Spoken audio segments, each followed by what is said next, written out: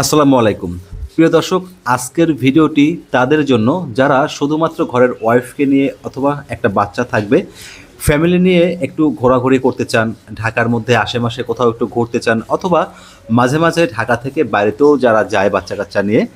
ভিডিওটি শুধুমাত্র তাদের জন্য, কারণ আজকে যে বাইকটা আমার সামনে আপনারা দেখতে পাচ্ছেন এটা হচ্ছে ইয়ামাহা FZS ভার্সন 4।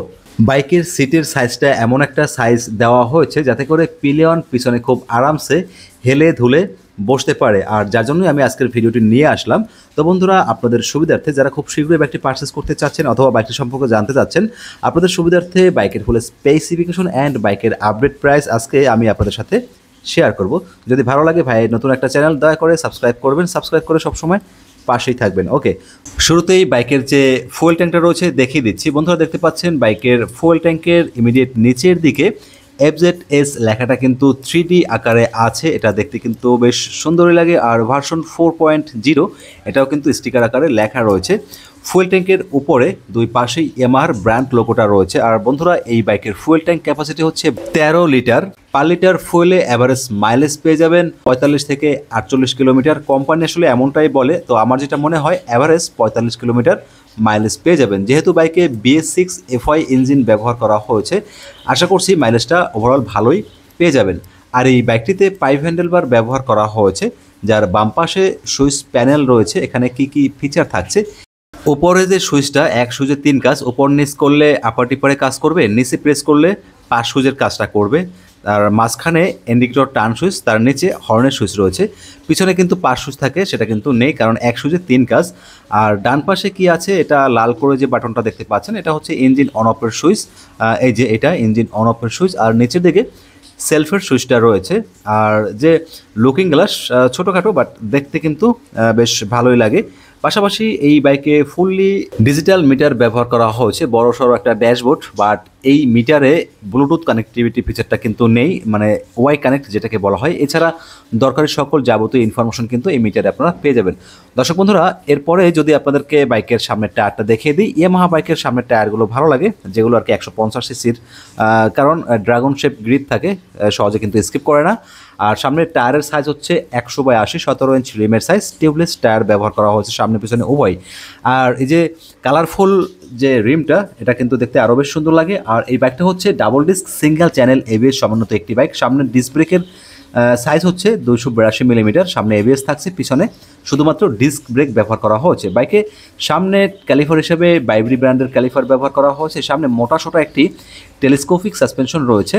তো বন্ধুরা, এই বাইকের যে হেডলাইট দেখতে পাচ্ছেন, LED প্রজেক্টর হেডলাইট ব্যবহার করা হয়েছে। আর এখানে ইয়ামাহার ব্র্যান্ড লোগো রয়েছে। ঠিক তার উপরের দিকে একটি হোল্ডার রয়েছে, এখানে চাইলে আল্লাহু মায়ের দোয়া অথবা ইয়ামাহা এগুলো কিন্তু আপনারা ব্যবহার করতে পারেন লাগিয়ে। আর দুই পাশে দুটি LED ইন্ডিকেটর লাইট ব্যবহার করা হয়েছে। পাশাপাশি এই বাইকটিতে সিঙ্গেল হর্ন ব্যবহার করা হয়েছে। ইঞ্জিনের নিচের দিকে একটি ইঞ্জিন গার্ড ব্যবহার করা হয়েছে, যাতে করে ইঞ্জিনে সহজে কাদাবালু ছিটে না যায়। বাইকে 4 stroke single cylinder air cool SOHC 2 ভালভের একটি ইঞ্জিন ব্যবহার করা হয়েছে। ইঞ্জিন ডিসপ্লেসমেন্ট হচ্ছে 149 CC, maximum power 12.4 PS and maximum torque 13.3 newton metre. তো বন্ধুরা, এই বাইকের পাওয়ার তুলনামূলক একটু কমই মনে হয়েছে আমার কাছে, 12.4 PS।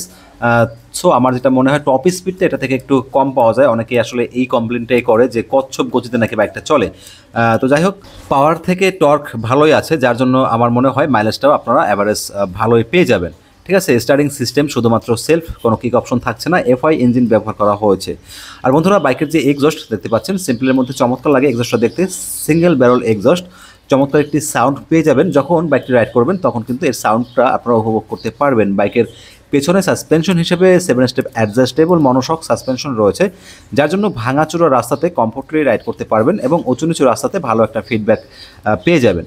বাইকের পিছনে ডিস্ক ব্রেক রয়েছে, এটার সাইজ হচ্ছে 220 মিলিমিটার। অনেকে ভাববেন যে সিঙ্গেল ABS কোথায়, পিছনেও তো ABS রয়েছে। বন্ধুরা, এটা পিছনে ABS না, এটা হচ্ছে বাইকটাতে ট্র্যাকশন কন্ট্রোল অ্যাভেলেবেল আছে, তার একটি সেন্সর। আর বাইকের পিছনেও হচ্ছে বাইবরি ব্র্যান্ডের ব্রেক ক্যালিফার ব্যবহার করা হয়েছে। তো বন্ধুরা, সামনে পিছনে উভয়ই ব্র্যান্ডের ক্যালিফার রয়েছে, যার জন্য ব্রেকিং পারফরমেন্সটাও ভালো পেয়ে যাবেন। পিছনে যে টায়ার রয়েছে, টায়ারের উপরে প্রচণ্ড গ্রিপ রয়েছে উন্নত মানের, যার জন্য খুব আরামসে কর্নারিং করতে পারবেন, সহজে কিন্তু স্কিপ করবে না আর বাইকের পিছনে যে টায়ার রয়েছে তার উপরে একটি হাগার রয়েছে শক্তপোক্ত, যার জন্য কাদাবালু ছিটে লাগবে না বৃষ্টির সময় যখন রাইড করবেন। ঠিক আছে, আপনার শরীরে কাদাবালু ছিটে লাগবে না। বাইকের যে ব্যাক সাইডটা আপনাদেরকে যদি একটু দেখে দিই, পিছনে LED indicator light plus LED টেল ল্যাম্প ব্যবহার করা হয়েছে। বন্ধুরা, বাইকের পিছন সাইডটা অনেকটা হেলিকপ্টার শেপ এবং বড় সড়ো, যার জন্য পিলিয়ন খুব আরামসে বসতে পারে, একদমই পড়ে যাওয়ার ভয় নেই। বিশেষ করে একজন লেডি পিলিয়ন কিন্তু খুবই আরামসে বসতে পারবে, নাড়াচাড়া করতে পারবে। বিশেষ করে লেডি পিলিয়ন বসলে তারা কিন্তু একটু কমফোর্টলি বসতে চায়, নাড়াচাড়া করতে চায়। ঠিক আছে, যাই হোক, পিছনে গ্রাউন্ড রেল রয়েছে পুরোটাই, এটা ধরেও আরামসে বসতে পারবে।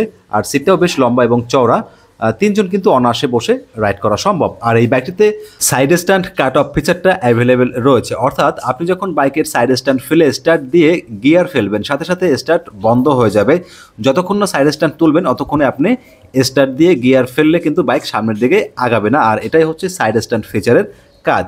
বন্ধুরা, বাইকটিতে 5টি গিয়ার ব্যবহার করা হয়েছে, ট্র্যাকশন কন্ট্রোল অ্যাভেলেবেল আছে। যারা না জানেন ট্র্যাকশন কন্ট্রোলের আসলে কাজটা কি, অনেক সময় হয় না যে বৃষ্টির সময় রাস্তা পিছলে থাকে, ঠিক আছে, তো দেখা গেছে হঠাৎ করে ব্রেক করলে যেন স্লিপ না খায়। ঠিক আছে, স্লিপ খাওয়ার হাত থেকে অনেকটা সেভ করবে আপনাকে এই ট্র্যাকশন কন্ট্রোল ফিচার। মানে আমি আপনাদেরকে সংক্ষেপে বলার চেষ্টা করেছি, আপনারা কিন্তু ইউটিউবে সার্চ দিলে আরও ভালো করে জানতে পারবেন। তো বন্ধুরা, অনেকেই কনফিউশনে থাকেন যারা হচ্ছে বাইক কিনে, মানে ইঞ্জিন অয়েল হিসেবে কোন গ্রেডের ইঞ্জিন অয়েল ইউজ করবে।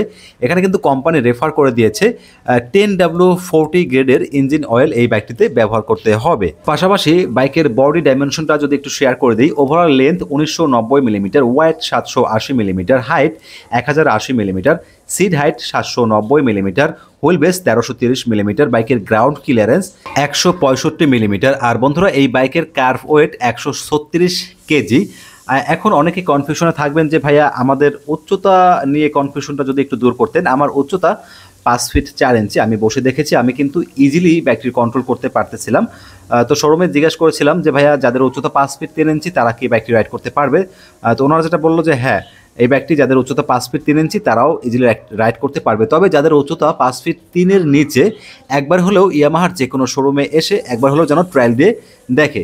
বন্ধুরা, এই বাইকটি এখন ইয়ামাহার যে কোনো অথরাইজড শোরুম অথবা অফিসিয়াল শোরুমে পেয়ে যাবেন। বাইকের বর্তমান বাজার মূল্য 2,99,500 টাকা। তো বন্ধুরা, এটা যখন লঞ্চ করা ছিল তখন এই দামেই ছিল, তারা হচ্ছে প্রাইসটা কমাইছে 2,000 টাকা। 2,000 টাকা প্রাইস কমানোর পরে বাইকের বর্তমান দাম আসে 2,97,500 টাকা। দর্শক, আমার কাজ হচ্ছে শুধুমাত্র আপনাদেরকে বাইকের ইনফরমেশন দেয়া। আপনি আপনার কষ্টের টাকা দিয়ে একটি বাইক পারচেস করবেন, 10 বার দেখে শুনে দেন তারপরে বাইক পারচেস করবেন। অনেকেই আছে দালালি করি ভাই, একদম নতুন চ্যানেল, লক্ষ লক্ষ 4 লাখ 5 লাখ সাবস্ক্রাইবারের চ্যানেল রয়েছে, তাদেরকেও কিন্তু কোনো কোম্পানির টাকা দিয়ে ভিডিও করে না। সো আমার চ্যানেল তো একদমই নতুন, আমাকে তো চাওয়া খাওয়ায় না। এই কথাটা কেন বললাম, অনেকে আসলে বকাবকি করে, গালাগালি দেয়। আসলে ভাই, যদি কেউ বকাবকি করে দালাল বলে অর্থনৈতিকভাবে লাভবান হন তাহলে আমার কোনো সমস্যা নেই, আপনারা মনের মতন করে গালাগালি দেন, সমস্যা নাই। তবে বন্ধুরা, আমি স্পেশালি বলবো যারা মূলত চাচ্ছেন শুধুমাত্র অফিসে যাবেন, একটু ঢাকার বাইরে ঘোরাঘুরি করবেন, অথবা যারা গ্রামে থাকেন তারা একটু ঘোরাঘুরি করবেন, বাসার পরিবারকে নিয়ে একটু ঘোরাঘুরি করবেন। বিশেষ করে পরিবারকে নিয়ে ঘোরাঘুরি করার জন্য বাইকটা কিন্তু বেটার একটি বাইক হতে পারে আপনার জন্য। তবে যারা হচ্ছে রেসিং করতে চান, মানে উড়াদুরা চালাতে চান, তাদের জন্য আসলে এই বাইকটা না। ঠিক আছে, তো বন্ধুরা, ভিডিওটি এই পর্যন্তই শেষ করতে চাচ্ছি। যতটুকু পেরেছি আপনাদের সাথে ইনফরমেশন শেয়ার করেছি। যদি ভালো লাগে, একটু ইনফরমেশনমূলক মনে হয়, দয়া করে ভাইয়ের এই ছোট্ট চ্যানেলে, নতুন চ্যানেলে একটু সাবস্ক্রাইব করে সাপোর্ট করবেন আপনারা। আর কমেন্টস করে জানাবেন পরবর্তীতে কোন ধরনের ভিডিও পেতে চান। যদি কোনো ধরনের ভুল পেয়ে থাকেন সেটাও কমেন্টস করে আমাকে পরামর্শ দেবেন। আপনাদের পরামর্শের উপর নির্ভর করে আমি প্রত্যেকটা ভিডিও বানানোর চেষ্টা করি। সবাই ভালো থাকবেন, সুস্থ থাকবেন। আরেকটা কথা বলতে চাই, সেটা হচ্ছে সবাই সাবধানে বাইক রাইড করবেন। বর্তমানে অনেক বাইক অ্যাক্সিডেন্ট হচ্ছে, আর বাইক অ্যাক্সিডেন্ট কিন্তু খুবই মারাত্মক, খুবই বিপজ্জনক। সো সবসময় সাবধানে বাইক চালাবেন, আপনিও ভালো থাকবেন, আপনার পরিবারও ভালো থাকবে, নিশ্চিন্তে থাকবে।